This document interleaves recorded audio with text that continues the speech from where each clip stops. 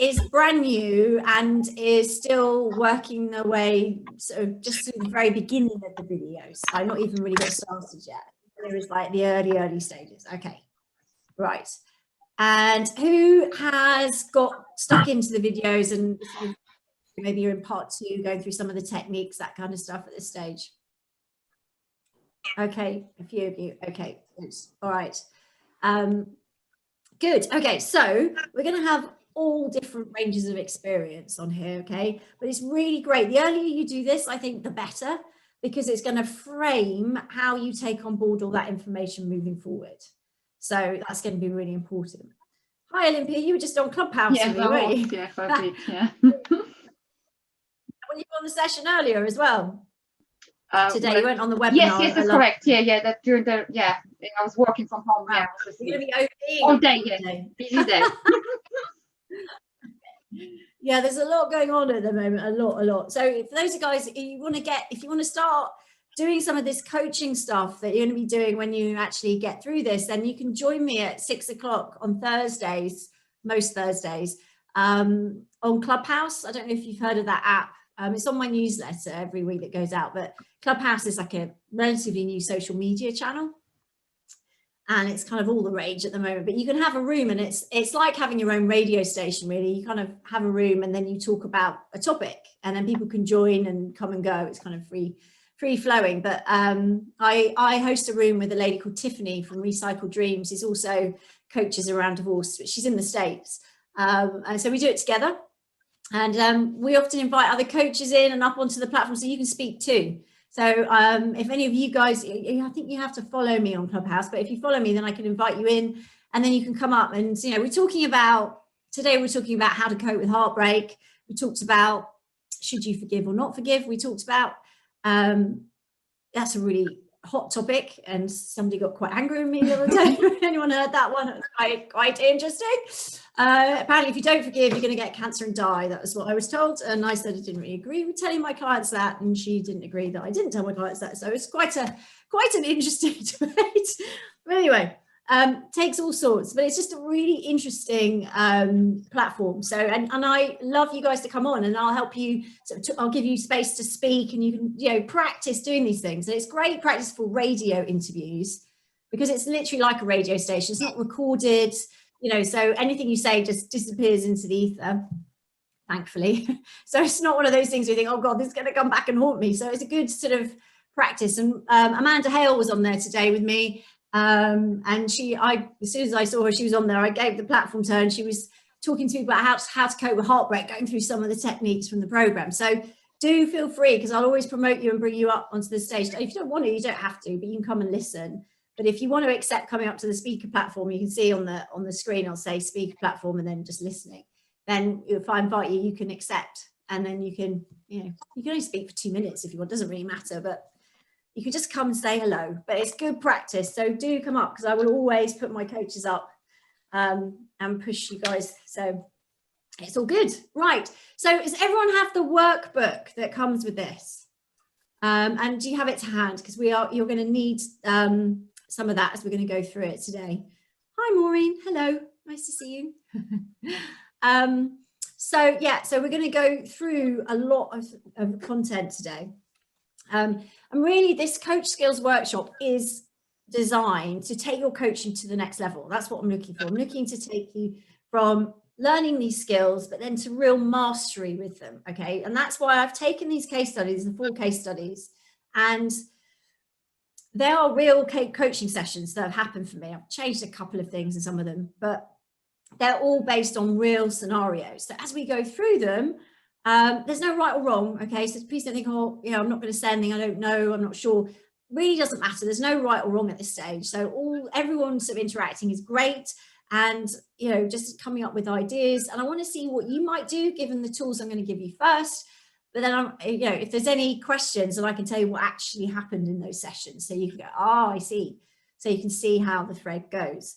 Also, if you're wanting to get a bit more of a heads up on coaching, on my podcast, I do some real life inspiring stories where people ask me questions, and sometimes I coach as well. So I know there was an episode up in the last week where I caught something out, like a big red flag during a coaching session. And you can see, I mean, they're not real coaching sessions because I only have like 35, 40 minutes. But, you know, it's good to see sometimes so if you want to tune your ear in, then those are also available to practice these same skills we're going to be doing here. So obviously it's going to be some more experienced coaches and some less experienced coaches on here. That's great. Doesn't matter. Okay. Because even some people that have gone all the way through the videos won't know this stuff. Okay. So this is really honing it and taking it to the next level for you. If you're new, obviously some of the techniques, we're not here really to go into the nitty gritty of the techniques, although we might do in some cases if we're showing you how to explain it to clients. But don't worry, because you've got that in the videos. And if you have questions, just ask. Okay. This is, as all my webinars and things, it's totally informal. So you just ask me if you've got a question. If you wave your hand, because when there's so many faces, sometimes you just start speaking. I can't see whose mouth is moving. So just wave at me, then I'll know you've got a question. So just interrupt anytime. It's absolutely fine. Sometimes it's easier for other people to hear if you keep yourself on mute if you're not speaking. And then obviously if you want to speak, unmute yourself. But sometimes background noise travels and sounds different to everybody else, and it does at yours. So yeah, so I'm going to give you honest feedback. I'm going to show you, but it's all constructive. It's all to help you grow to the next level. Because as you know, like coaching for me is about shining a light on our clients' unconscious behavior and moving it up to being conscious behavior for them. So maybe they don't know what they're doing. Maybe they don't know why they keep attracting, say, the same kind of partner, or why they keep getting into arguments, or the arguments always end up a certain way. But our job is to shine a light on what they're doing and raise it to their conscious mind. Why? Well, quite simply, because once it's conscious behavior, you can take control of it. The client can say, right, I'm either going to continue doing this, or sod you, I'm not going to take any notes. I'm going to keep on doing it. All right. But at least it's conscious. Now, when things are conscious, you can do something with it. You can take control back. When it's unconscious, you're just getting battered by emotions and other people's actions and behaviors without really understanding why. Even your own behaviors can come back and bite you. So that's our job. So what I'm going to teach you, the skills I'm going to teach you in this workshop are really how to work through and identify what those behaviors are, how to discover them. Because obviously when someone comes to you, you don't know them. So you haven't got a clue what's going on for them. Maybe they'd have sent you a summary sheet, and I'd strongly recommend that before every client, when they book a session with you, you ask them to send you a summary of what's going on for them, and also what their outcomes for this first session with you would be. The first session that you're going to do. What are your outcomes? Okay. Those two things are key, because that gives you time to prep. Because at the moment, there's so much content in the program, so many different techniques and different things you could do with them. It's going to be very hard in the moment right now to decide, I need this one and this one. I'm going to prioritize this one. So it just gives you a bit of a breathing space so that you go in with your confidence high.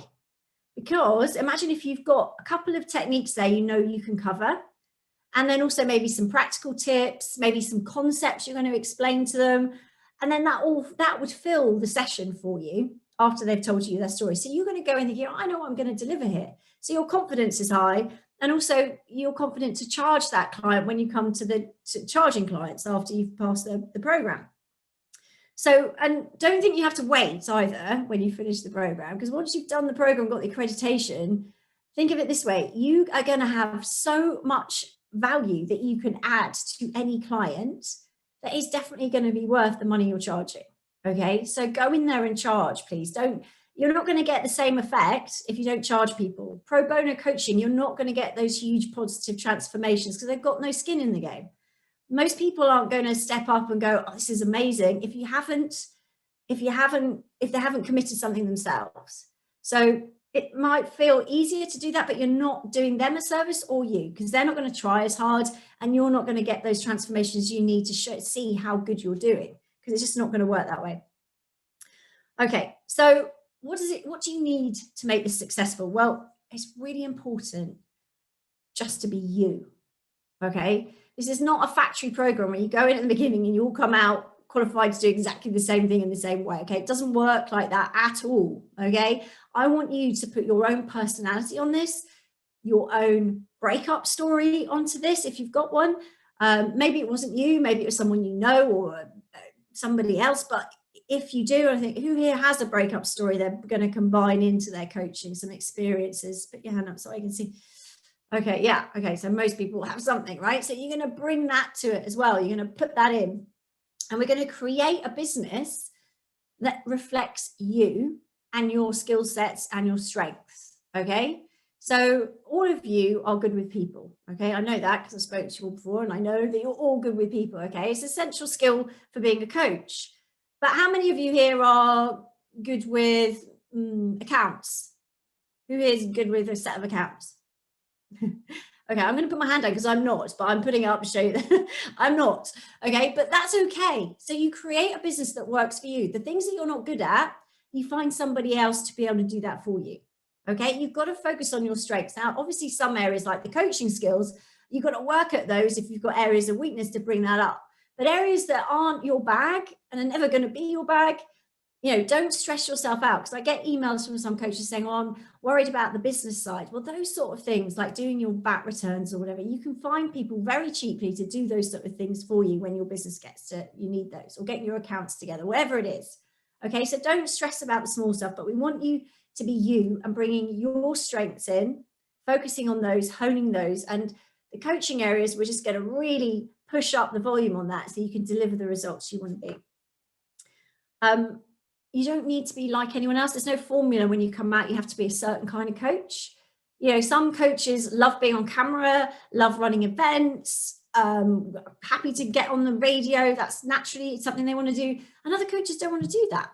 Some coaches are just horrified by that, and that would be horrendous. They would never like to do that. They're quite happy doing, you know, networking in their own community, or they like writing, or they're, you know, there's so many other ways you can grow your business. So it's about working out what's going to work for you. So it's going to be really important, because when you work out what works for you, then we put our foot right down on the accelerator pedal. You're going to make a lot more progress that way. So you've got to feel comfortable in your own skin. And if you're not, then have a think. Why is this not working? Why am I not feeling comfortable with this? Okay, does anyone here, because it's a relatively small group at the moment, so does anyone here have a niche that they know they want to go into? Has anyone defined what that niche might be? Olympia, do you want to share with us? Yes, actually, it was a little bit difficult for me because I was thinking at the beginning to go to different niches. And then once it actually occurred to me that my niche would be kind of the runaway husbands, which it means that for people, I mean, for women most of likely, whose husband cheated or they did not really expected it, and they just disappear one day, or just they say one day at the dinner table and say, okay, need to move out, or something happened, and the woman didn't expect it at all, and then later they find out about the cheating. So this is the kind of how to go through, I mean, about this shock to be abandoned and then go through. Okay. So this is what I was thinking, because it happened to me. So yeah, really close to my heart. Okay, brilliant. I mean, if you've got your own personal experience, that's really good. And there's lots of things around that with trauma, because that can be a real shock, the instant, you know, just someone getting up and leaving without that whole shock thing is going to be a big part of that, and trauma recovery. Okay, brilliant. Who else has got a niche that they've defined? Yeah, I think I've narrowed it down. For now, it changes quite regularly, but I think just going off my own experience, just obviously being a male who's gone through this, I'm going to focus on coaching men only from the beginning. So, you know, anybody who's going through a challenging phase, breakups, separation, divorce, etc., even verging into mental health, but being careful, because I know that that can lead to far more professional, help in that respect. But, you know, could touch on that in terms of mindset and, you know, limiting beliefs, etc. And I think it's just going to be about just raising that awareness, getting them accountable and taking action, really. So, I think it's just going to work within that space. Yeah, absolutely. I mean, the mental health thing is an interesting one, because we all have mental health issues. You know, sadness, anxiety, you know, going through a divorce definitely triggers mental health issues. I mean, depression, you know, panic, anger, all those things are. So, you know, and actually sometimes when you go and investigate what the techniques for the mental health are, I mean, some are obviously specialized, suicide and things like that. Those sort of things obviously serious. But a lot of the, you know, that falls in the sort of stress, anxiety, depression, worry, those kind of things, the tools that we're doing here are very, very effective. And sometimes, you know, the tools that they're using, talking therapies, maybe, you know, counseling therapies, aren't really getting to underneath. There may be, you know, so sometimes these tools can be. So don't worry about that, because we can handle a lot of those mental health issues with the tools that we're using. Yeah. Yeah. I think that's a really good niche, and there aren't many people coaching men. So this is going to be great. It's going to open up a lot more options for men. So I think that's really powerful. Does anyone else have a niche that they wanted to share? Yeah, Angela? Hi. Oh, sorry. Angela first, then we'll come to Maureen. Yeah. Oh, yeah, sorry. I know I spoke about with you before, Sarah, about narcissistic abuse, but I'm conscious of. I was initially, that's what I was thinking, like maybe sort of not to say specialist in that, but an interest in that, if you like.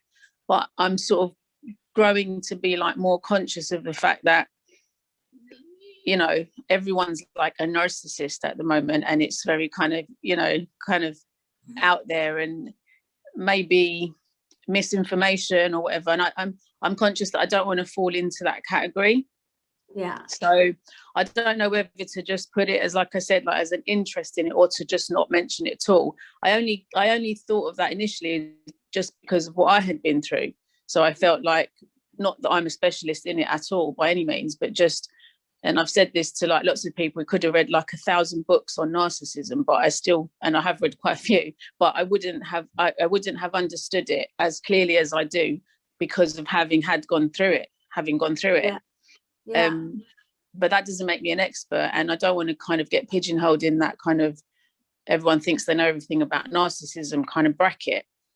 So yeah, it's a really good point, Angela, but I'm a big believer to stay in your lane. Okay, so you can still coach people who have come out of domestic abuse relationships. You can still coach. Anyone who's done this program can coach people, because a lot of the side effects are going to be stress, anxiety, upset, self-confidence, self-esteem, self-reliance. All those issues that we cover are, you know, are in the program. So you can definitely cope with those. But it's when you step out of your lane, as I call it, and go into areas talking about, you know, well, first of all, we're coaches, we're not ologists, artists, analysts. We do not diagnose people. We do not label people. People we have not met. I mean, nobody should be doing that. I mean, that's what I know from these people. There's a lot of people out there that may sort of say, is your ex a narcissist? If so, blah, blah, blah. But how, you know, so for me, it doesn't really matter what you call them, but there's symptoms that your client's showing you can work with, okay? But getting into maybe how to divorce an abusive partner and the sort of different ways that you can handle that, that's maybe, you know, maybe a separate lane, but you can definitely help people a lot with the tools you have. But, you know, stay in the lane you're comfortable with. Actually, my advanced program, which is coming out soon, I'm actually working on it at the moment, is how to divorce an abusive partner and recover from a toxic relationship. But you need to know what we're doing here first, because these are the skills to coach anyone. If you want to specialize in that, then that's something you might want to look at, because there are a lot of people right now coming out of those kind of relationships, and there are some distinctions that you must know. So that's important. But you're right. I think you've got a good niche there, and you can still use that as your niche, but that actual, you know, just be careful where you go with it.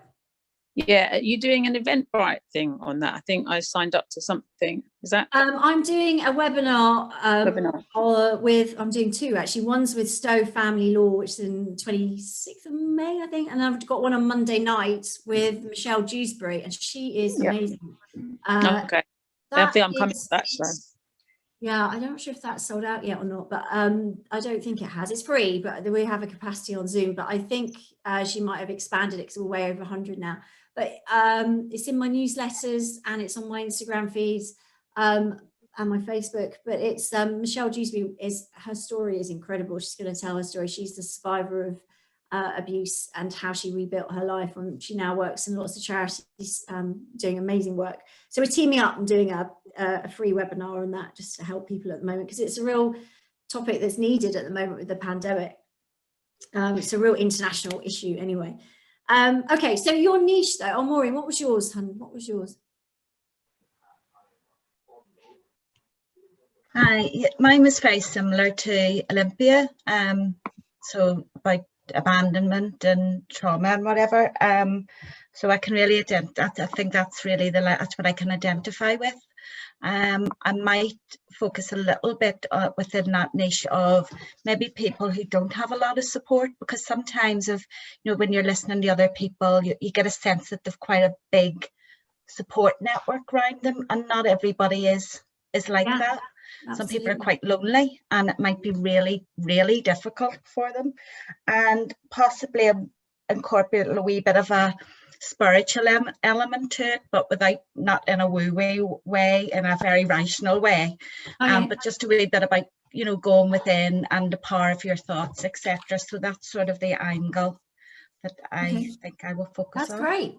So how do you use a niche? Okay, because it's all very well identifying, but how do you use it to your advantage? This is where we really need to get down to how can you translate that into attracting clients. Now, breakup and divorce is a big net, okay? So you want to keep that net open, because you want any kind of breakup, any kind of separation, any kind of divorce. You want straight, gay, old, young, rich, able to afford your prices, but only just, you want the whole different, mix of people coming in and out, because you can help all those people, okay? But why do I harp on about having a niche? Well, I do because it's going to put your head above the parapet if you use it in this way. So how do you use it? I want you to become an expert in your niche. So that means you writing about it, talking about it, commenting on posts on social media about it, and finding a way to incorporate that message. So that when people think about loneliness, for example, think, oh, Maureen, she's written something about loneliness. I saw that article, being alone and going through a divorce. Oh, yeah, I remember that. Or, abandoned by your partner. Okay, well, I saw something Olympia wrote, or I saw something Maureen wrote. It's going to come to you. Or, the male, coaching men through heartbreak. Or, they go, oh, yeah, I've seen John's articles and that. That's how, okay, you start to stick your head out, because people are like, oh, yeah, I've seen that. And then who will specialize in that area? John, there's obviously a law firm called Cordell and Cordell. They just specialize in male divorce. They just only work with men. I don't even know how they get away with that, actually, because I didn't know you could market your business in the way they do, but they do.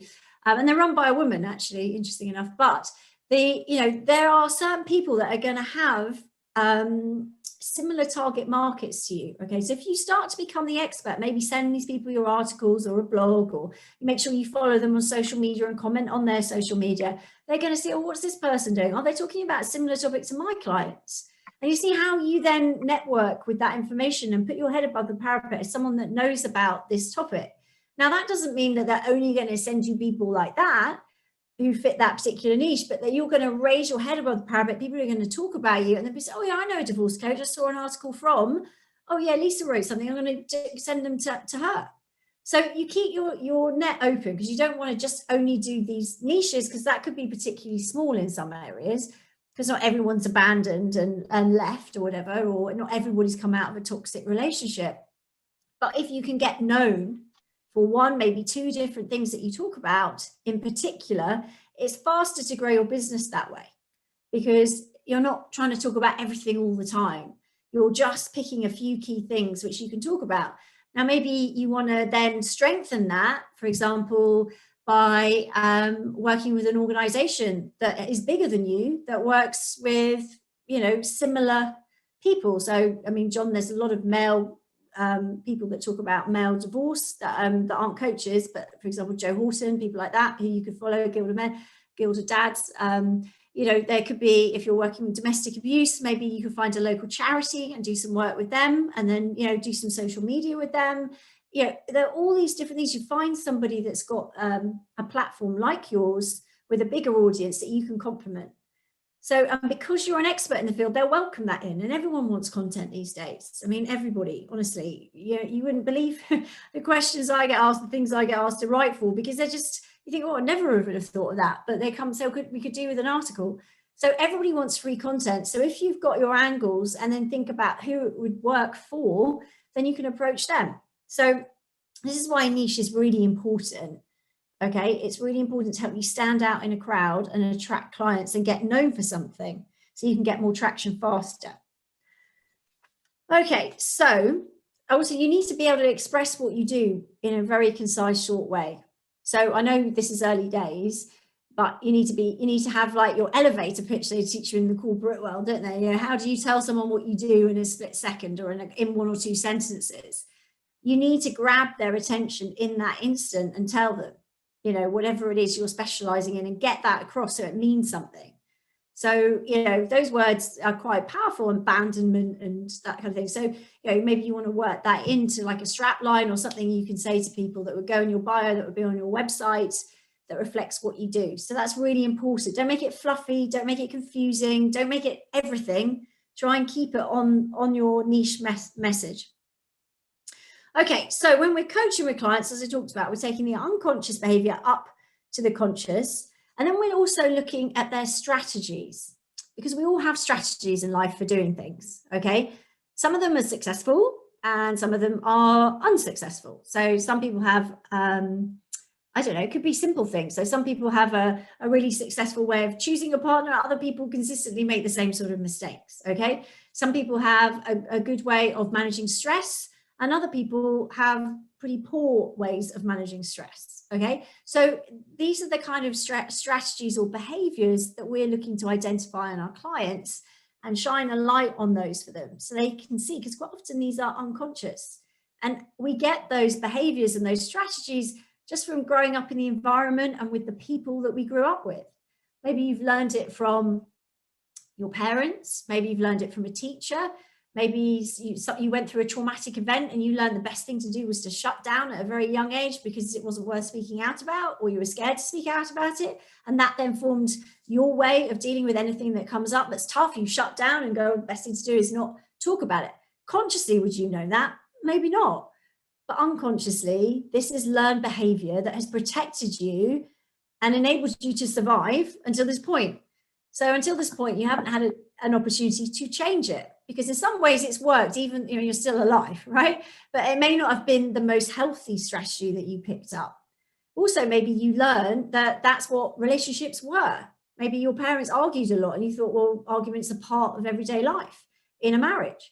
Or maybe, one person does a certain number of jobs and the other doesn't do any jobs. Whatever it is, the dynamic that you grew up with, you will automatically assume as you're forming your beliefs between the age of 0 and 7, which is when we form our beliefs as a child. After 7, we go around finding evidence to back up our beliefs. Very rarely do we form new ones, interesting enough, science shows.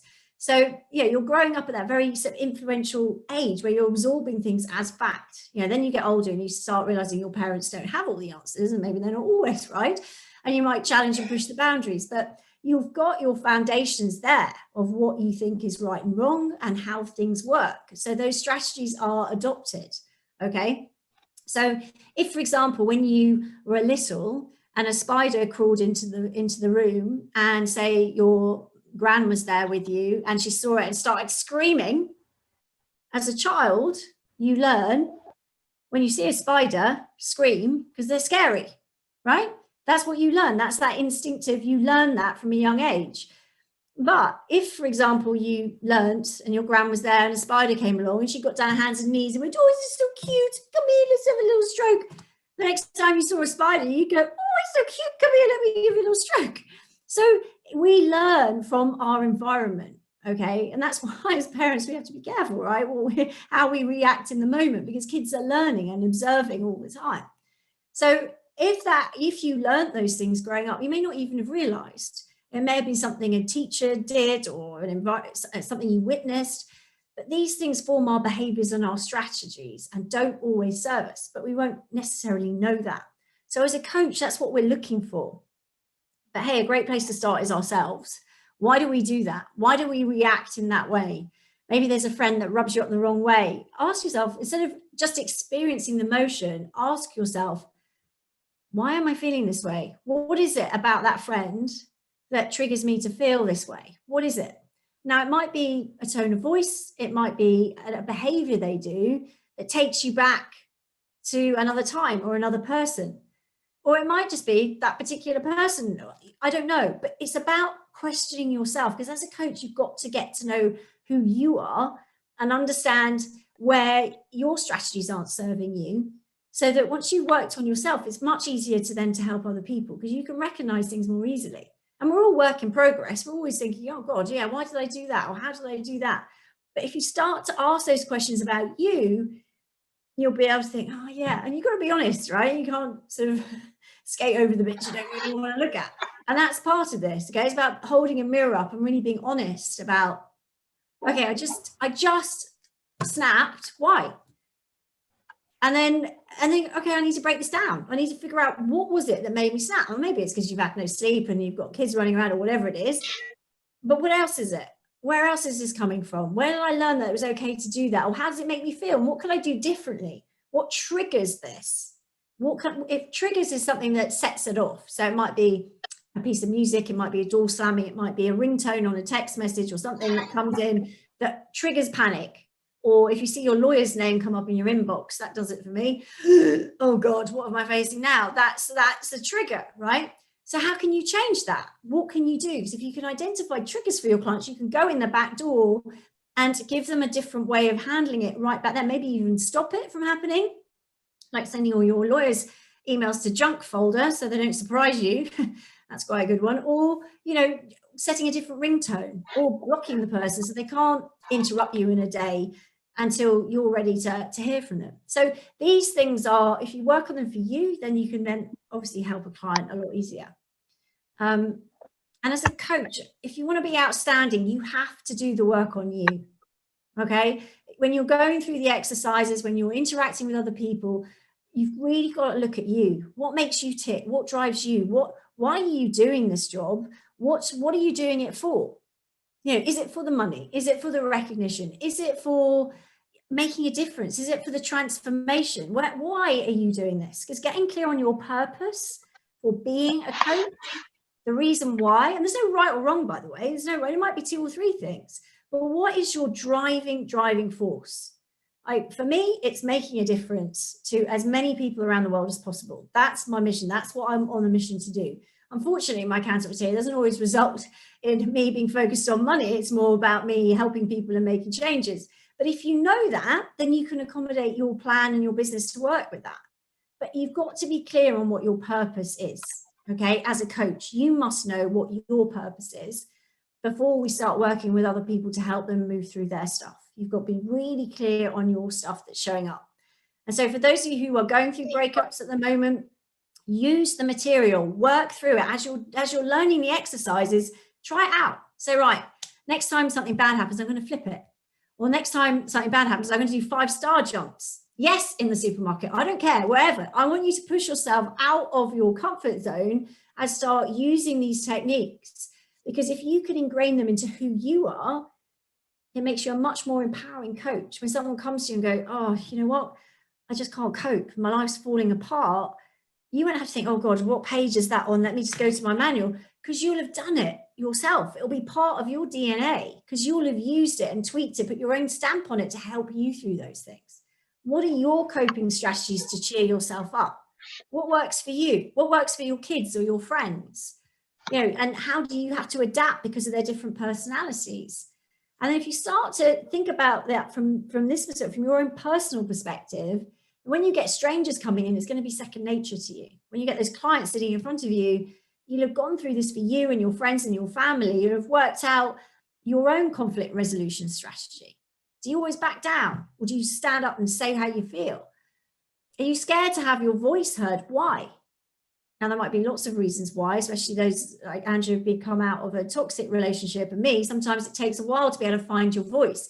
So how do you do that? And how do you work on that to make sure you can be heard in a way that isn't going to put you in any danger, that you allow your voice to be heard without feeling uncomfortable and listen to your gut instinct?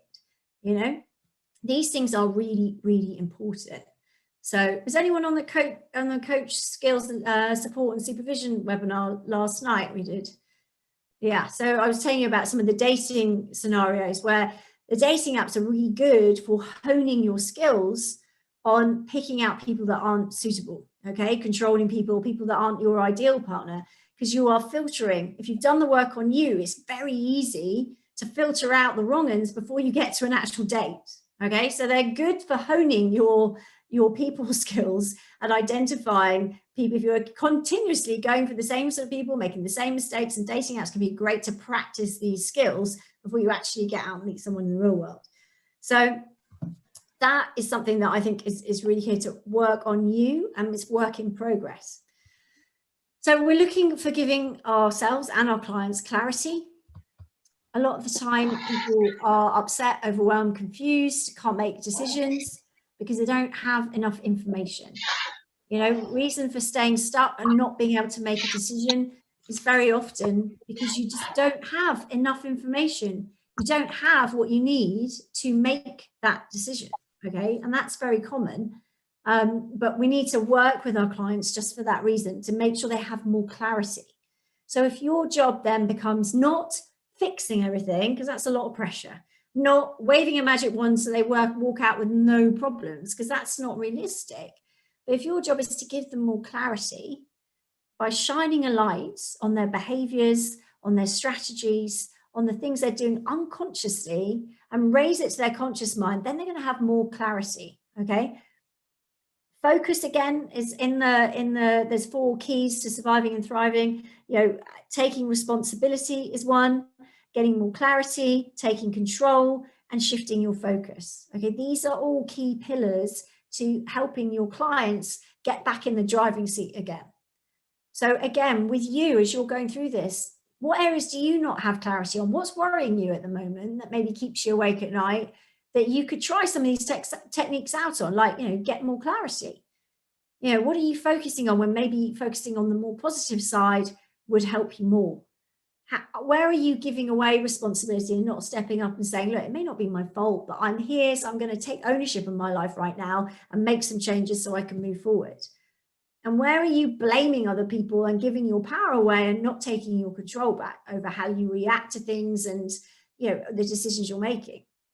So if we can start looking at ourselves through those eyes and practice that, you're going to hear your own excuses, and you're going to hear that from clients. So you may as well hear it from yourself first and see what you would suggest. You know, it's tough to hold a mirror up, but if you can, it's much more empowering at the end of the day to have gone through this journey for yourself. And you can be a much more inspiring coach if you've done that work, because you're more congruent when you're working with your clients. You don't have, I mean, no one is the all perfect, singing, dancing, perfect human beings. I'm not saying to set your expectations like that, but just having the ability and the flexibility to face it with yourself and work through it with yourself is great. And the most amazing thing about this program, I think, is the community and all the amazing people we have in our group. And that if you wanted to find someone to do a buddy exercise with, just post up on the Facebook group. Does anyone want to practice this? Does anyone have like an hour where they want to do some role play or talk about a technique? You know, if you can see there's other coaches with similar niches to you, that might be a positive thing to connect with them. But use the community, because, you know, the best thing about it is that everyone is really warm and friendly, because you're going to have to be to do this job. So, you know, no one's going to be mean. Everyone's going to say, yeah, I'd love to, or yeah, call me or message me, you know, so it's going to help you both grow. So use the resources that you have to maximize your course. You know, get the most out of this training, because there's so much content and there's so many amazing people that together you can really expand what you're getting from the program. Okay, so when you're coaching someone, we're taking them on a journey. First session, for me, obviously you can set your own rules, but for me, a first session is always an hour and a half. The reason it's an hour and a half is because this is the one chance that they get to dump and download their story. So coaching is slightly different from other therapies and counseling, because we don't go over the story every time. Okay, they get to tell us the whole story. So obviously, I always want to hear right from the beginning. So they say, oh, I don't know where to start. I say, start from the beginning. How did you meet? Because you can tell a lot from how the relationship started. And then, you know, I mean, you don't need a blow by blow, week by week account, but how did you meet? Where did you meet? What were you studying? What was he doing? What jobs did you have? Yeah, they'll start talking then, because they know that stuff and it's easy. So it's good warm up material. They will then start to relax. You start to, you know, get involved with the story. And as they go through, you really can start getting the information you need from your client. So that's the idea, is to get them to tell their story in a first session. And then because they're going to be talking for a chunk of that, it needs to be a little bit longer than the normal hour session. So once you've done that with some clients, they'll always want an hour and a half. And other clients will just want an hour after that. It doesn't matter. I mean, you can set the rules of this as you want. Okay, I'm just giving you what I do and I find most effective.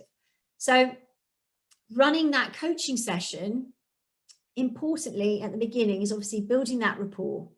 So camera work is really important because most of our work is going to be done over Zoom, okay, which means they've only really seen this part of you. So looking at the faces here, it's really interesting, isn't it? Because we make our first impression based on what we see. So with a coach, how do you want to be seen? Do you want to be seen as warm and friendly? Do you want to be seen as professional? Do you want to be seen as corporate? What's the image that you want them? Because instantly when your camera goes on and they see you, that they're making a first impression. Are they going to open up to you? This person is traumatized, sad, upset, feeling abandoned, crying, maybe embarrassed, feeling awkward. Maybe they're super shy. This is really out their comfort zone.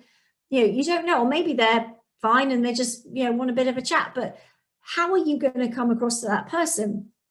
Watching how your face is on camera is really important, because how you feel inside isn't necessarily what is projected out on the screen.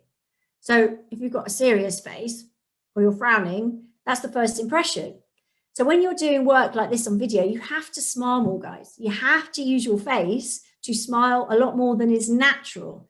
Like if you watch BBC News in the morning or any of those shows, they smile all the time, especially if you watch Holly and Phil on ITV. They're always like, this isn't everything great, it's all good. They're always smiling. That's not natural. I can tell you, I've been on that show, and in between takes, they are not smiling. It's just like, this isn't serious.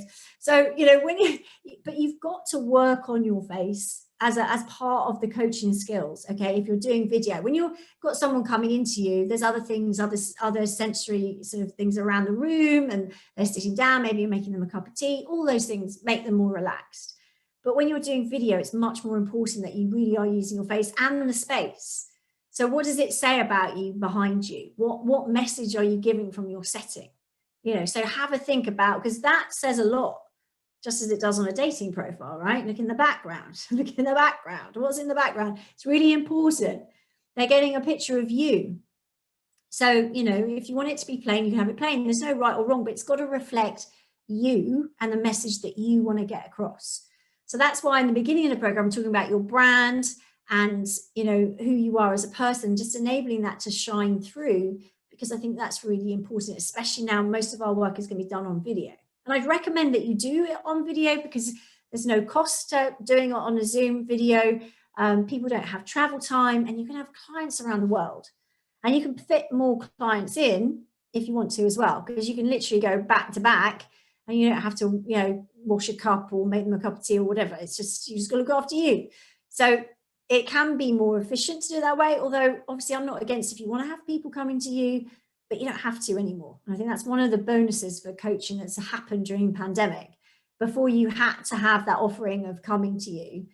Whereas now, people that would have preferred that, actually quite a lot of my clients are now saying, actually, I quite like just fitting this in. I can sort of just, instead of driving to you for half an hour or an hour or more, some clients, well, no, I can just pop on, it's fine. So everyone's a lot more comfortable with it. But that means you have to up your game, because to do video, you've got to have a lot more energy. You've got to have a lot more focus. Because if I'm sat here writing my notes, how's that feeling for you?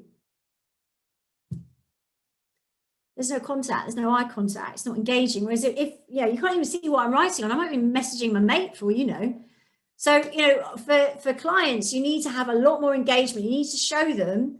I always show my clients, I get my plan and go, I'm just going to take some notes if that's right, so they can see what's below. And otherwise, I'm like, they're like, God, what's she doing? Is she messaging her mates? Especially if you're typing or you're putting things, it could be, is she doing an email? What's she doing? So it's really important that you bridge that gap so that there's nothing else going on in your client's head. Okay, you've cleared the decks. Everything is, they know what's going on.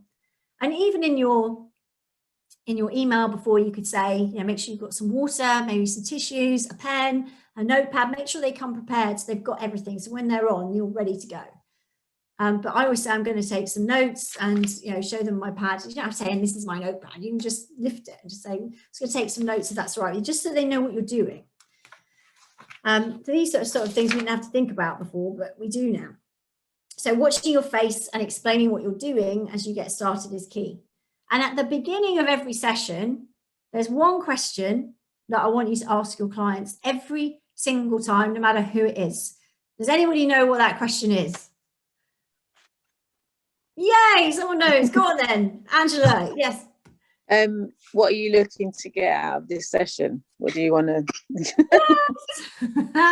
Yes, is that what you were going to say, John and Rebecca? Is that what you were going to say? Okay, Yeah, good. it was, yeah. Okay. Yay. Okay. Please, please, please. This is absolutely essential for being outstanding. Because if you don't ask that question, you'll be going down every rabbit hole possibly that they give you. Because there are so many ways you could take a coaching session, so many ways. So, you know, obviously they settle in and you just explain a little bit about, you know, how did you find me, or have a little chit chat, and then you go, right.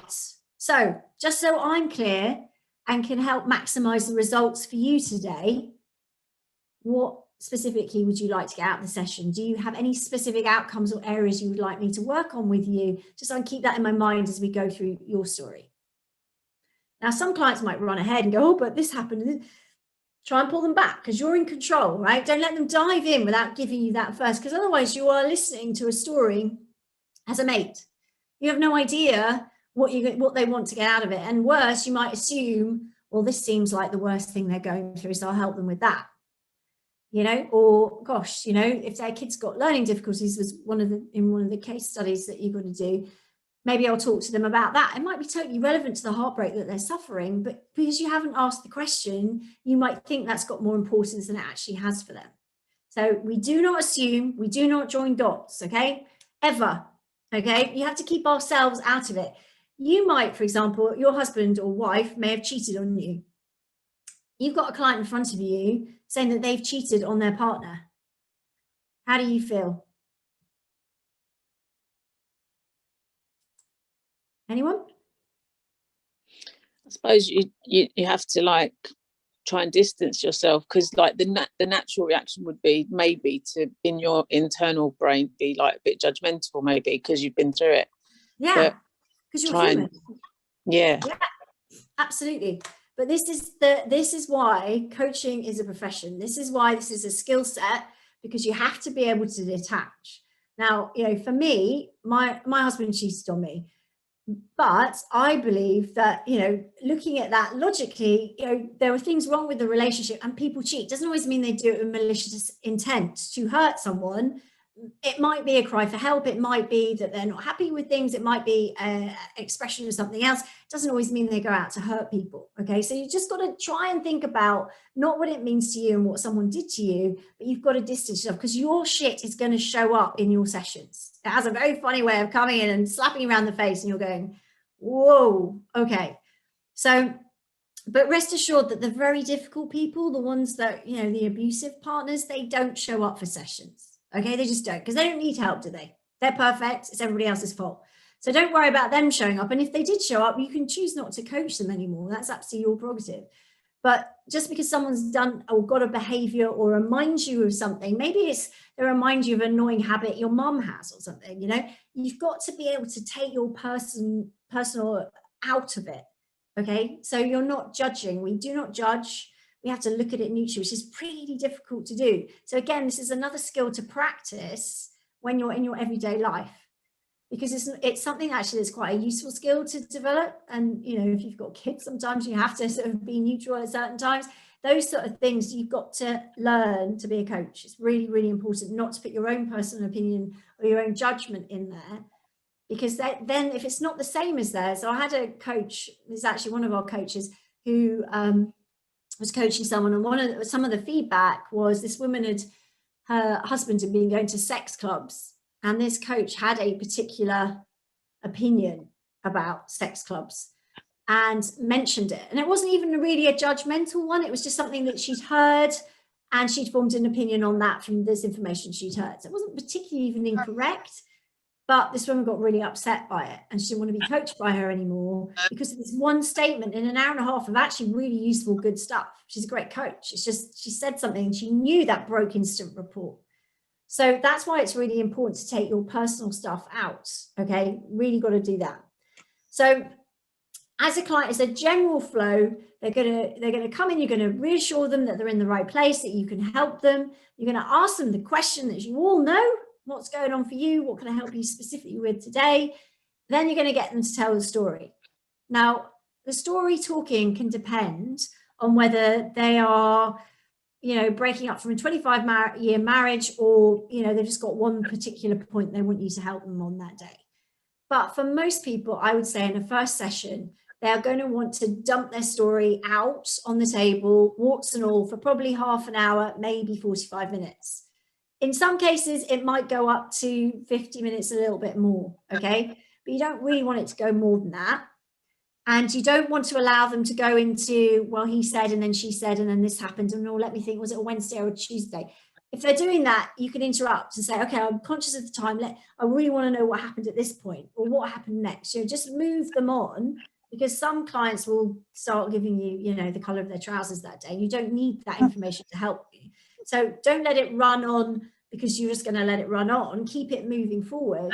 But you should let them tell their story from when they met to where they are now, so that you've got all the key information you need. So as you're going through that, obviously you are looking for the key points. Key points being, does anyone know what the key points are?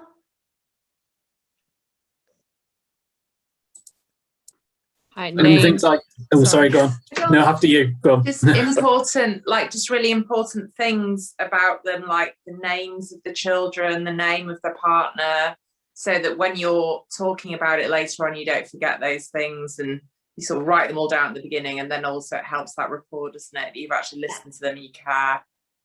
Brilliant. Knowing all the details. Perfect, Amy. John, did you have any other points to add to that?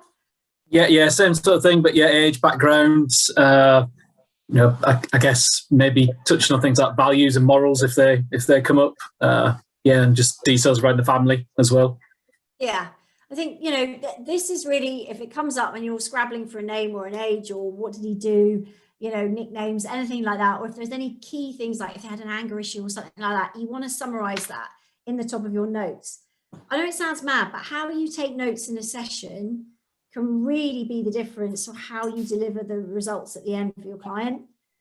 I know it sounds kind of crazy, but I've found over the years that if you take notes and you literally have a separate page, I use a little notebook, but so that means that a heading in each page. So the first one will be the key points, then I'll have red flags, then I'll have a page running with action points for the action plan as well.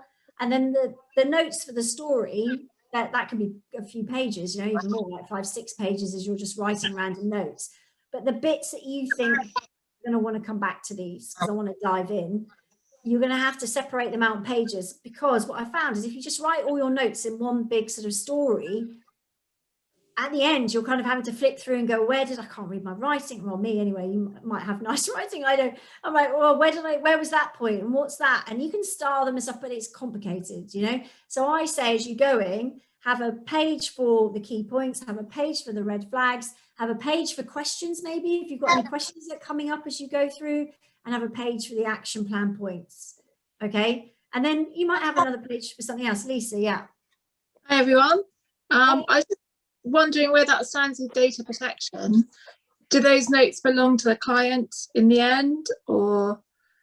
Well, for me, I don't put a full name on them, and I just put their first name for a start. So if anyone picked it up, they wouldn't know who it was related to. And in my writing, they wouldn't be able to read it anyway, only I do. And I have code for certain things. So I use symbols and shortcuts, because you don't want to be writing an essay because you're going to lose that thing. But ultimately, if a client asks for their notes, you would have to show them the notes. But to be honest, in 25 years, anyone has, and you have to destroy them after a certain amount of time as well. So, after you finish working with that client.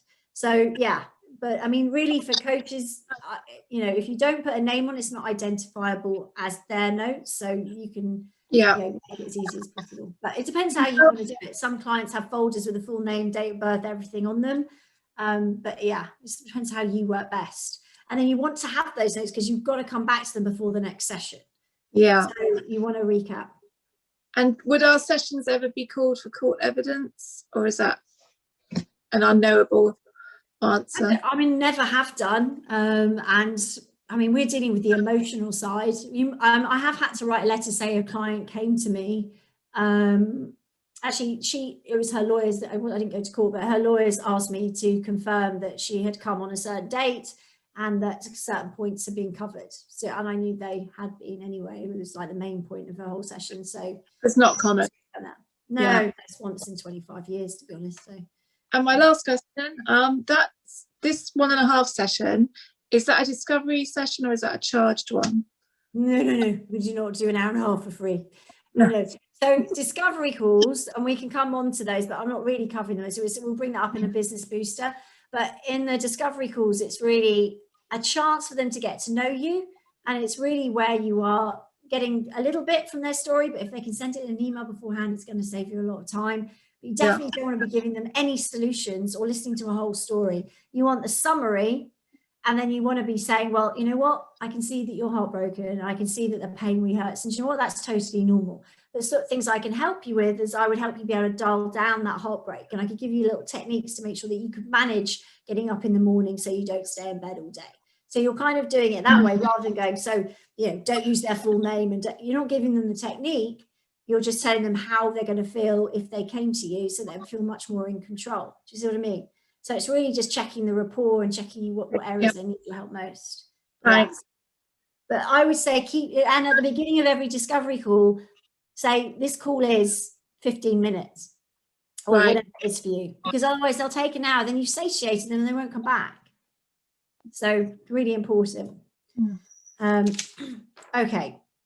Right. So where were we? So we're going through, so I've just completely lost my flow. What were we talking about, John? What was your last answer? It was on. Points. Sorry, on the. It's on the key points.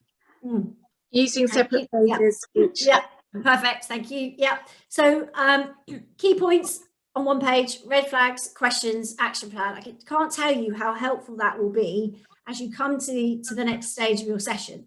So you're listening to them talking. As they're talking, you need to write down the red flags. So the red flags, I'll go through what that is in detail in the program, but it's anything that you think, I need to dig deeper on that. I'm not sure about that. Like maybe we argue a lot, or, sometimes I get this uncontrollable sadness, or the mornings are really difficult for me, or no one's ever going to love me again, or, I'm worried about my weight. Anything that you think, right, okay, that's an issue, that's a challenge, that's something I can help with, or that's something that could be the tip of an iceberg, something I need to go deeper. I need more information. Now, when you've asked the red flag, when you've identified your red flags, then they've told their story. The next point is when you start to really ask more questions. You might ask a few when they're talking if it's relevant to get a little bit more information as they tell their story, but really that's their chance to do a lot of the talking. Unless, it's flowing and you want to ask a question. But the questions that you haven't been able to get answered at the end on the red flags, you want to be asking. So your question should be relevant to the red flags, okay? But the red flags that are relevant to what? Really important, the question that you asked at the beginning, okay? Because if they said, I want you to help me with my heartbreak, I can't sleep at night, and I just need this pain to go, then please don't spend time talking about bumping into their ex in the supermarket in this session. Okay, it's not necessarily the most important thing. Okay, they need help just to cope right now with what they're going through. So you've got to make sure that the red flags are relevant. But you can always come back to the others if you've got time. Okay, but the questions should not be random questions. They should be questions that are taking you to the outcome the client stated they want at the beginning, using the red flags to get you more information. So with the questions, you're digging on different topics. So we argue a lot. So the question would be, okay, tell me about those arguments. How did they start? How do they play out? How do you resolve the conflict? What are you doing there? You're shining a light on their behavior, their strategies, and making it more conscious for them so they're aware. Now, if you're doing that, you're going to get what I call those light bulb moments with clients where they go, oh my God, I do that. Oh my God, she does that, or he does that. Oh my God, I've been doing that for so long. And now you said it that way. I get it. Because you're discussing the concepts behind it, not just giving them the solution. You're not just going in and fixing. You're not just going in and saying, oh, this screw's loose, let's just turn it. You're saying, oh, the reason this is coming is because this, this, and this. So if someone's heartbroken, you don't go straight into, I know what you need to do. You need to use the first letter, first initial, or, you know, do 5-star jumps. You want to explain why they're feeling heartbroken. You want to explain where they are in the loss cycle, or explain the loss cycle to them, and then ask them the question, where are you, do you think, in that? And have a discussion. Because I think a lot of the times coaches will put pressure on themselves to fix everything very, very quickly. But actually what you're skipping is the discussion and going through those, the content and the theories and the ideas behind it, and why it goes like this, the loss cycle, why it's a roller coaster. That is where they're going to get those light bulb moments. That's when they're going to learn the reason why it works, and then they can apply that to different areas of their life. Okay, so you really need to be discussing those concepts. So that's why when you're doing your coursework, I want to see what you're discussing with them, not just the technique. I want to understand how you would explain it to them. That's really important. So you're asking the questions on the red flags, you're digging deeper, and keep digging. Don't just ask a surface question, go deep. Don't worry if it takes 10 minutes, go deep. Okay, because the deeper you go, the more profound the changes that you're going to be able to impact, because you've opened it up, you've discussed it, you've shed some light on it. You might not have fixed it, but just by airing that and discussing it and looking at it from different angles, it's going to help the client. Okay, and then the next stage is unpacking all their options from what you've discovered. Okay, you want to put all the options on the table and go through them. So, you know, well, have you considered this, or have you thought about this? The great thing about coaching is we can be more suggestive and directive. We're not just having to say, well, how does that make you feel? Or, you know, well, where did this come from in your past? I mean, that's great. And therapy play, I'm not knocking it, but for us, we are much more action focused. Okay, so we're looking at everything. Then when you start to get things that are resonating with the client, they think, oh, I want to go do that. You write it on your action plan sheet that you're writing for them. Ultimately, they are going to write their own action plan. So quite often I'll say, you know, just write that down on your action plan, because I'll explain to them, we're going to create an action plan. So they'll be, okay. So, but action plans are super specific, guys. Please, please, please don't make them fluffy or long pieces of work or homework. I mean, it's just the dreaded action plan then that just bogs everyone down and they're just not going to get anywhere. You've got to use it very precisely. Okay, so if you haven't seen the webinar about the coursework, watch it, because I go into more detail about action plans and how to finesse them. But it's got to be really the very last thing that the client has to do is very, very simple. So you do all the work with them in the session, and the action plan is just super simple. Okay, so it might be phoning Rosie on Wednesday at 10 o'clock to go through the conversation that you've role played with her or discussed with her. You know, it's that specific. There's no, maybe I'll phone Rosie at some point this week to have a discussion about something I have no clue about, but the outcome will be to tell her that I've broken up with my ex, you know? And yes, you need an action plan for every single session. That's how you give them momentum to move forward. But it doesn't have to be long. It can be 3 points. It could be 5 points. It depends on the client. And always make sure there's something fun in there for them. Something fun to lighten it and give them something to look forward to as well. It's really important. Okay, so you're putting it all together in the action plan, and then your client is off they're going. So that's really what we're working towards when you're going through with your client in each session. That's what that's the overall goals that we're looking for. So let's go and look at case study 1 today. I want to have a quick look at this, and I want to get you thinking about this scenario with the things that we've talked about. So that is Maisie, right? Have you got that in your workbook? Okay, so I'm going to read it out for those of you who haven't had a read of it yet. It's fine. And then I was going to ask you some questions about it. But as I'm reading it, imagine she's your client and she's sat in front of you. Okay, because I'm going to ask you, what are the key points? What are the red flags? What questions would you ask? and then we'll go from there. Okay, so I just want you to start tuning your mind in, even though some of you I know haven't even got stuck into the program. What we've done today will give you enough to just start the thought process. Okay. So also remember, you want to be capturing anything that it could be red flags. For those of you who don't know, could be like difficult emotions they might be stuck in, or situations or words and phrases maybe they repeat a lot. So anything like that, anything that stands out, you think, ooh, okay. Okay, Maisie is overwhelmed by her divorce. Her husband Wallace has left her and moved out a month ago. She has 2 kids, Grace, who's 8 years old, and Max, who's 9 years old. They live in a 3-story, 6-bedroom house, which she loves, has been the family home for over 15 years. It needed a lot of work when they moved in, and she loves interior design and made it her project. Maisie hasn't worked since she had Max. She hasn't spoken to her lawyer yet. Her husband has told her that she has 2 options. She can either, 1, stay in the house and accept a lower financial settlement offer, or sell the house, move out, and take more cash. She doesn't want to move out and is very upset at the prospect. She's worried about money and really doesn't know what to do. Her father has told her to take the extra money and move out. She always listens to his advice, but still doesn't want to leave the home she's invested so much into. She says the children don't want to move out as they love the garden and it's their home too. The upheaval would be too much for them, in her opinion. She says the house is very isolated as it's in the countryside and they have to drive to the shops and the nearest neighbours. The children go to a school 25 minutes away, which is near a town where some of her friends live. Her parents also live close to the town, as do her in-laws. Her husband is moving up north for business reasons, and so he won't be close by. He will see the kids alternate weekends and holidays. Maisie wants help making the decision about what to do about the house, as it is a heart and head dilemma. Her heart says stay and her head says sell. Okay, right. Just shout out, guys. Key points.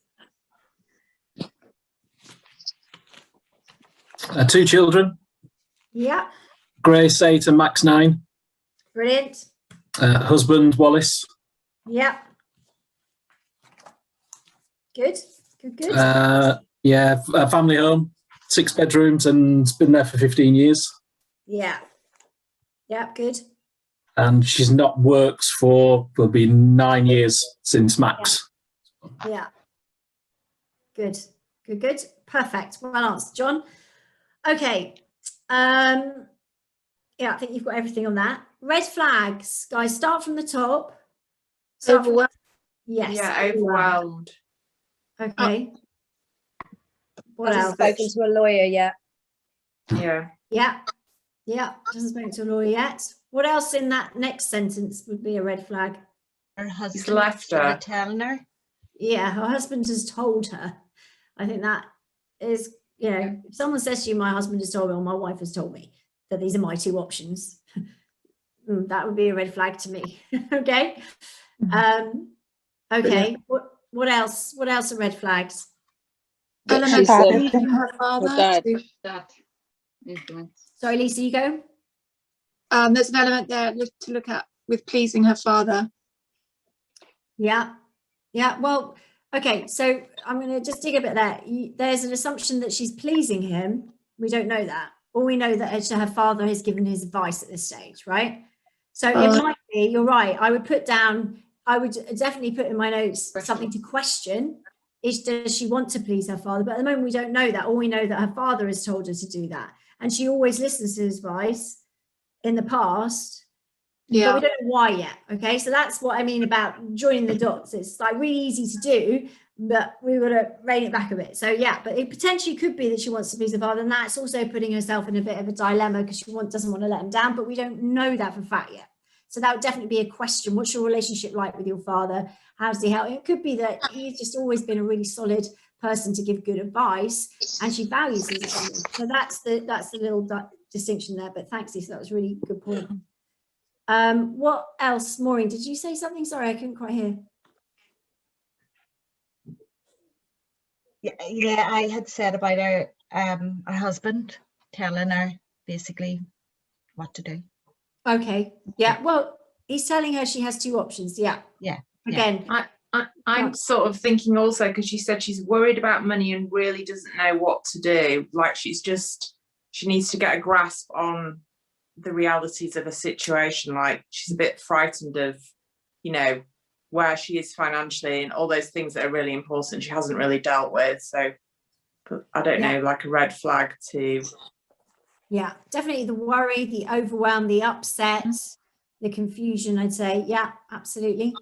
Okay, moving further down, what other red flags do you think there might be? Is the attachment to the house one? What, Maureen, sorry, about the house? The attachment to the house, you know, putting in the, it being 15 years, a lot of work being put into it, the project, and therefore really feeling doesn't want to move away from that. Yeah, so obviously you can understand that, right? It was her project. Yeah. There's an emotional attachment there. What else is she saying in here that would be a red flag? What about a bit further maybe down? the fact that the house is, maybe it's more of a question than a red flag, but the house is quite isolated, and the fact that the nearest village, her friends and family, are nearer there. Yeah, so that's a red flag. Yeah, because it was something that you'd want to highlight and go, okay, well, so why are you so hell-bent on staying here if it's isolated? Because obviously you want to create that breakup support team for her as well. But then in the two sentences above, there's something in there that I would say is a red flag. She's saying that the children don't want to move. So I don't know, is that is that like her saying the children don't because she doesn't, or? Well, maybe she believes the children don't, but how old are the kids? Yeah, little. Yeah, okay. So, I mean, obviously you've got to take all this into consideration because they might be saying, Mummy, I want to stay. And because ultimately no kid wants change, right? Humans like change, and that's what they know. But if you said to them, I mean, as an example, look, if we move, you can be near all your friends and you can have a swimming pool and there's an ice cream machine in the kitchen, I can guarantee they'll probably go, oh, well, that sounds quite fun. So, again, that would be a red flag. The children don't want to move. And the upheaval would be too much for them. That again is a red flag to me because she's putting these things in there. And it might be that it is. Maybe one of the kids is disabled. Maybe there's a reason why one of the kids is so attached. So maybe their bunny died and is buried in the garden. We don't know. Okay, so we can't assume, but it'd definitely be something I'd want to understand. Why does she believe that? And why is that a reason? Or is it potentially an excuse to stay? Because quite often as human beings, and this is why it's good to look at yourself, what excuses do you give yourself as reasons of fact to enable you to either not do something or to stay doing something you're already doing, right? So that can be another thing with clients. Okay, what else is a red flag or an area you'd want to question? She hasn't contacted a lawyer yet. Yeah, good. Yeah, that's a big one. And that it's very fresh. I mean, it's only a month in. Yeah. Further down, the last couple of paragraphs, any red flags in there that you'd want to dig into? With the childcare arrangement? Yeah, childcare arrangements. John, what about it specifically? So go on. No, go, John. Yeah. All right. Just whether her husband's not going to be that present. So how workable is it in terms of sort of the alternate weekends and holidays? Yeah. And what kind of support she got? Yeah, that would be definitely you'd want to understand. Sorry, Lisa, what were you going to say? That he was instructing her that was how it's going to be rather than negotiating it. Yeah, again, we don't know that, but is potentially, he's saying he's moving up Norfolk Beasley, so he may have discussed it. We don't know exactly yet, but yes, potentially that could have happened. So that's something. How did you come to that decision? Would be a good question to ask for that. Yeah. Again, digging deeper into these situations may unearth, well, he actually made that decision. I didn't even know. And that again would then potentially tie into some of the other red flags of controlling behavior that are somewhere else. But we can't join that dot until we ask that question. And then the last sentence. Her heart says stay and her head says sell. Quite often this is something you're going to see To a get more lot. clarity of that. In conflicted. Yeah, yeah. And quite often heart and head, you know, there's, you know, a lot of us make decisions in different ways, don't we? So it's understanding what, you know, how she normally makes decisions and also, you know, balancing out the facts for her. Okay, great. So what questions would you be asking her at the beginning? No, obviously we've already asked her what her outcome is, and she's told us where she wants our help. So what sort of questions would you start with her? Sorry guys, this isn't about the, sorry Angela, this isn't about the case study, but I had a leak in the house and I have a plumber coming, so I just wanted to say hi to everybody, and I'll watch the rest on the recording. Okay, thanks Rose. Yeah. See you soon. Thanks, so nice to meet you all. Thank you. Bye. Bye. Okay, Lisa, go for it. I was waving at that person saying goodbye. Oh. Sorry. Okay, all right. Does anyone have a question that you, what kind of thing would you start with? So if you think about, she wants help, okay, but when we've got a client in a first session, we've got to look at the paramedic service here, okay? And I've used this example before, but it's really effective. So imagine you're turning up at an accident as a paramedic in your ambulance, and there's somebody lying on the side of the road. They've got clearly a broken leg, which is all twisted out, but there's blood pumping out from their neck. Okay, where do you go first? You go to stem the bleeding, right? So when clients come into us in the first session, there may be other things that you need to sort out for them, like, for example, a house. But there's some fundamental things we need to make sure are in place to safeguard our client. Now, does anyone have any idea of what that might be? Lawyer? Yes. Legal. Nope. No. Before that. A breakup support team, so everyone, a friend, someone to exercise with, financial advice, and a lawyer, but close friends. Yeah, first of all, who is here to support you through this? Because you ain't going to be there day in, day out, 24/7 for this person. Who do they have they can talk about? Who is providing support for you right now? Okay, you want to make sure that they have people, because what you might find is that some clients don't talk to people. They don't have people, like Maureen said, they're just quite isolated, or they have people around them, but they wouldn't talk to them about this for whatever reason, you know, or their best friend is their mother-in-law, and now they can't talk to her anymore. You know, there's all those kind of things. So first of all, safeguarding our clients to make sure they are safe. They have somebody around them that they can talk to, they have that support. Okay, so that might take a few minutes. So it might, for some clients, they go, oh no, I've got loads of friends that are all very supportive. Okay, great. So just need to make sure that's, but in this case, what might be interesting to identify? Would it be where they are in like the life cycle of the breakup, like as in where they are with like how they're feeling and their attitude towards what's happened? Yeah, that would be important, but specifically on this point of their breakup support team, what would this person, okay, because she's talking about her house. That they're isolated. Where are the friends that are supporting her? Because if they're in the nearby village, that's great, right? They're close. What else might that help you with if you're thinking long-term with this client? Move him. Okay, yeah. You want to see where these friends are that are her support team. Okay, if they're all up north where her husband is, then that changes the dynamic of maybe what you might discuss. But if they're in this nearby village where she said some of her friends live, if that's where those friends are, then you might have a little bit of something to put on the positive for moving out of your house into another option, right? So that's why I'm thinking that. So breakup support team, and then potentially where are they? Very close by. Okay.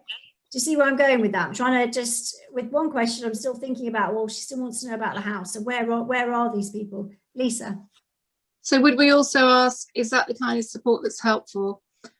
Because sometimes I've seen people in divorces, they just want to make everything right for their friends, set them up with people, you know, job done. And sometimes that's not what's needed at all.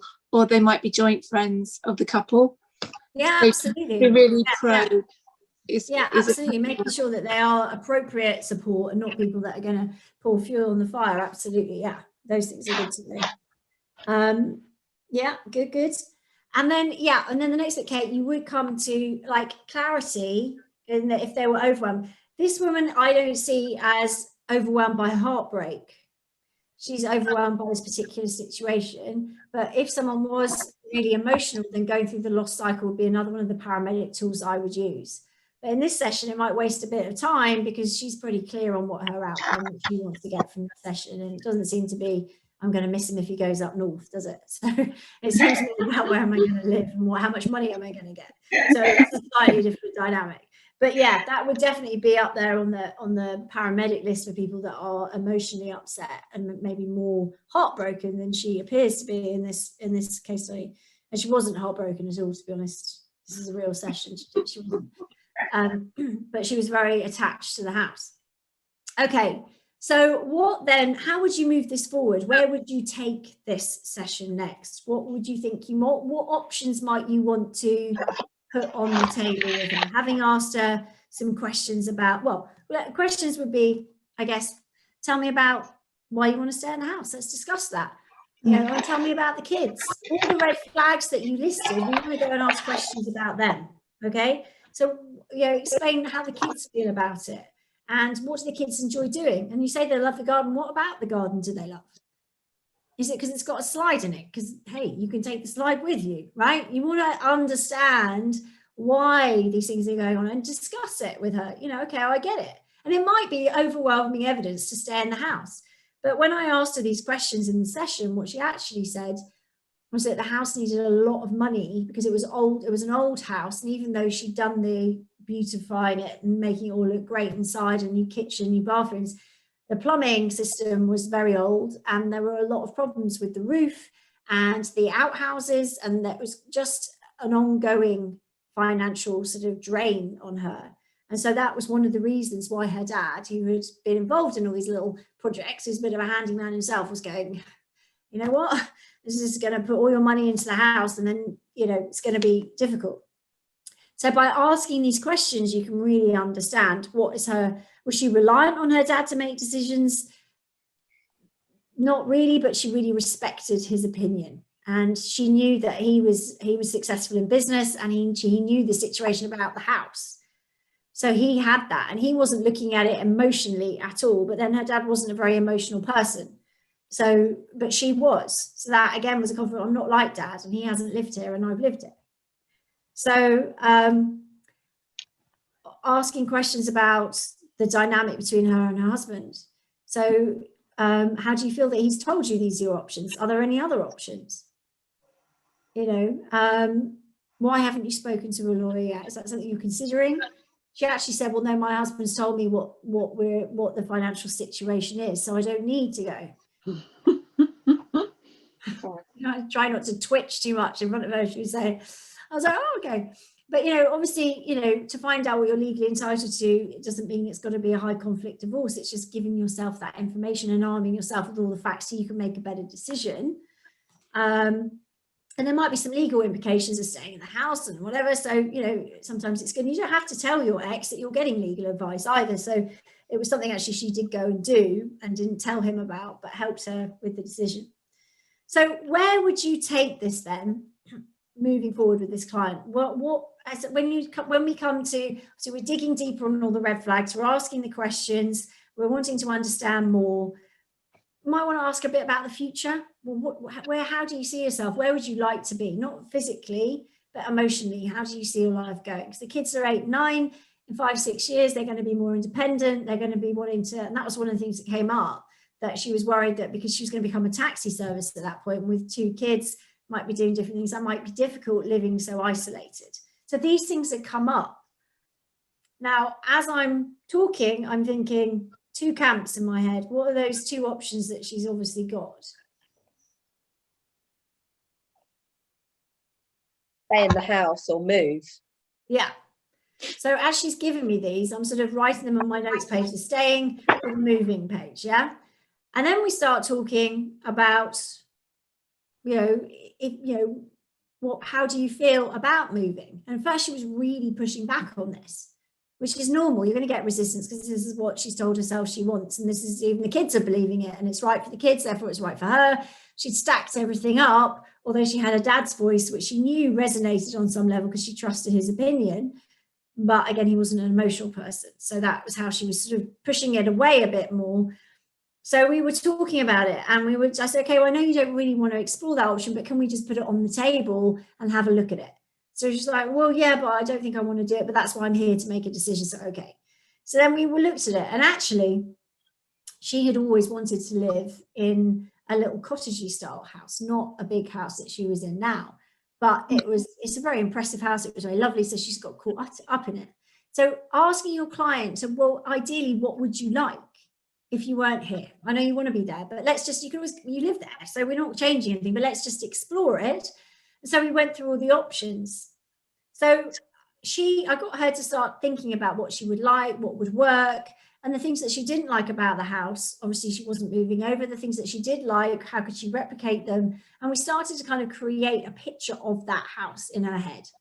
And then obviously we talked about where. And she said, well, obviously my friends are close by in that town, and my parents, and she was still close to her in-laws, and she wanted them to be involved, and they could help with childcare if she potentially wanted to go out and work again, which is something she wanted to do, not necessarily for money, but to keep her busy. So all these things were starting to come into play here, and we were discussing it in quite a lot of detail, and she was really engaged. So what do you think you could take from that if you're going through that scenario? What sort of points would you put on an action plan for a client like that? To go look at houses. Sorry. Yeah, so that's a big jump. First small step, make it small step. How would she go about that? Look on Rightmove. Rightmove. Yeah. Okay, so you've designed the criteria with her in the session. So she has that criteria just to type in, right? How many bedrooms, the rough location. Okay, so that's step one. Another thing she could do with that. So she's going to look at Rightmove, maybe when you discuss a date, because you need to have a time stamp on these things on an action plan to make it really effective. So she said she had some time the next day or whatever in the afternoon, then you'd pop that in. So Wednesday afternoon, have a little look on the computer. Then what? What's the next step for her? Make some appointments to view a couple of properties, maybe. Yeah. How could you maybe make that more fun for her, given what we know about her already? To go with friends. Yeah, perfect. Who's her support team? Yeah. And again, choose the friend. Which friend would be best at this? And she had a friend that also, she'd done a bit of interior design who helped her with the house.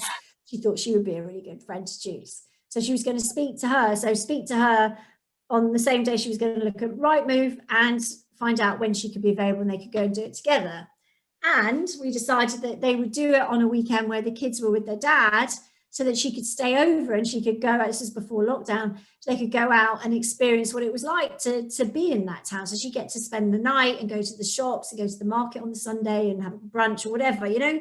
So you make it more of a visceral experience for her. So she was actually really excited suddenly. So what's the shift for this client in that session? Shifted the dread, like the anxiety, into like something that she was kind of looking forward to, excitement. Yeah. So we haven't solved the problem for her, but we've given her a way to get more what? Clarity. Yeah. And because at the end of that, she's going to have more options on the table and be better informed to make a better decision that's going to suit her, right? So that from her coming and going, oh my God, I'm so confused. I just don't know. I think I'm going to stay, to, you know what, I am going to push myself out of my comfort zone. I'm going to go and have a look. And then at least, and in a way, a very good way to be able to encourage them to do it when they don't want to, is to say, look, at least if you do it, you can then take it off the table and you know you're making the right decision to stay.